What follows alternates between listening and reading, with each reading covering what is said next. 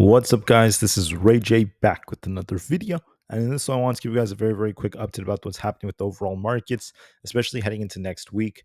Just know that I am not a financial planner, so take nothing I'm saying as financial advice. And also, if you guys can, please check out my Moomoo link. If you sign up for Moomoo with the link down below and deposit $100, you're guaranteed 5 free stocks. If you deposit $2,000, you're guaranteed 25 in total. Deposit $5,000 and you're guaranteed 60 free stocks. The offer ends at the end of July, so check it out before they run out. Anyways, now let's talk about what's happening with this market. So, as far as SPY is going, we start off with this nice little pump in the morning, retesting almost 600 as we predicted. But I did warn you guys about how we have this resistance right here. And the closer we get to this trend line, the more likely it is for us to reject. And what happened was we had to break above 600 to try to push higher. If we couldn't do that, we were talking about the possibility of a rejection. And that's what happened so far. Now, despite the fact that the market rejected, we did not lose critical support. We did close below 595, which is not the best of signs, but in the after hours, you could see SPY is trying to get bought back up, and we're currently back above 595. So we're still technically within the boundaries of this range. We're bouncing near that 595 area, and we're rejecting near the low 600s, which opens the door for a possibility of a bounce next week if we get some good news. So let's talk about the news and such and what could really help this market and then what's going to likely happen with the share prices. As a reminder, the market was very flat. Some tickers were in the red. No surprises for a Friday.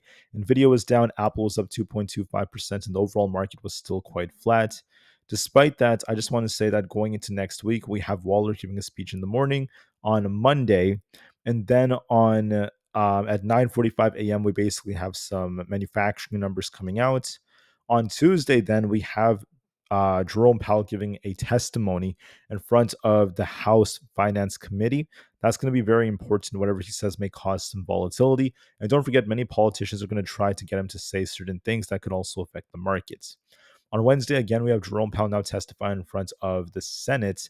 Whatever he says in front of the Senate committee is going to cause some volatility as well, but maybe not as much as Tuesday. Typically, the first day he speaks and gives his testimony, that's more volatile. The next day is usually more choppy. Then on Thursday, we basically have some GDP numbers and some minor data. And then Fridays when we have our PCE data, which is very important. So next week is going to be pretty big. We have lots of data and Jerome Powell giving a testimony. When it comes to President Trump, he's basically in a very critical situation right now.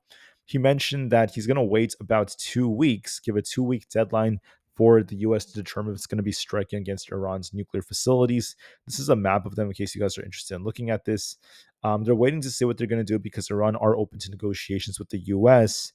So we'll see what ends up happening as time goes on. We also had the White House press secretary say that based off the fact that there's a substantial chance of negotiations that may or may not take place with Iran in the near future, they're going to basically wait 2 weeks. Whether we're going to be striking against them or not, that's to be determined. On top of this, there's been some news that came out that despite what's going on right now, President Trump is saying that he's going to bring peace between Iran and Israel. And then he also mentioned that there's going to be a lot of trade deals coming. He is confident there's going to be a trade deal to be announced soon between the US and India and the US and Pakistan. That's very important. So that is, some very big news right here, right? With each of these different countries potentially having trade deals. Don't forget, Jerome Powell will be speaking very soon on Tuesday and Wednesday. And besides that, this is what the earnings calendar looks like. We have FedEx and BlackBerry on Tuesday. On Wednesday, we have General Mills and more retail. And then Thursdays when we have Nike, so keep that in mind. Anyways, as far as the market's going, we love to bounce near this 595 area, and we like to reject near the low 600s. So there's a very good chance of us potentially rejecting here, bouncing, rejecting, and bouncing like this in this range. As long as the support holds, we are favoring an attempt to get back up towards the low 600s, and we'll see if we break through this or reject. So keep that in mind as time goes on. I do favor that it depends, right? If we end up losing 592.5, that's going to be more bearish and SPY could dump more. But my gut tells me this might actually try to bounce maybe on Monday before we see another move down unless we break through this. But I anticipate there's going to be a small bounce coming because we're still technically holding support. And during the after hours, there are some buyers defending. So we'll see what happens over the weekend with news involving President Trump and these other countries.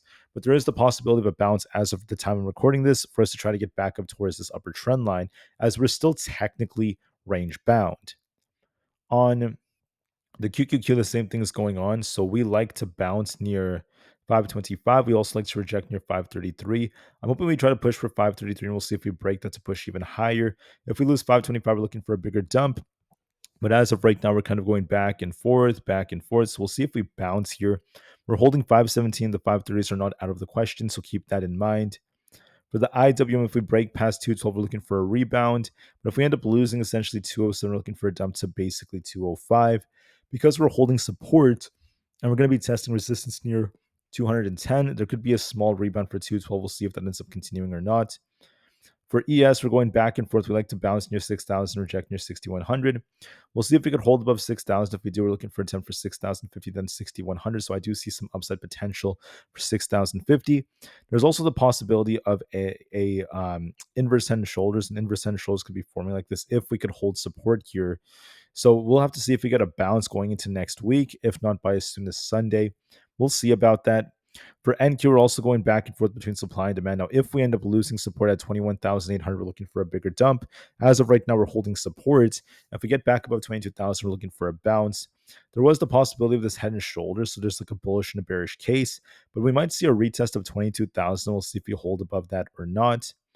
Bitcoin is dipping here. It might be dipping a little lower to like 102,000. We'll see if we bounce or not. Tesla's likely going to consolidate, and then we'll see if we break out. We tried to break only to come back down. Now we're just consolidating. So we'll see what happens with the Robotaxi launch. If it happens on Sunday, there could be a bigger launch up. If not, we could be looking for a dump, but we're still range bound nonetheless.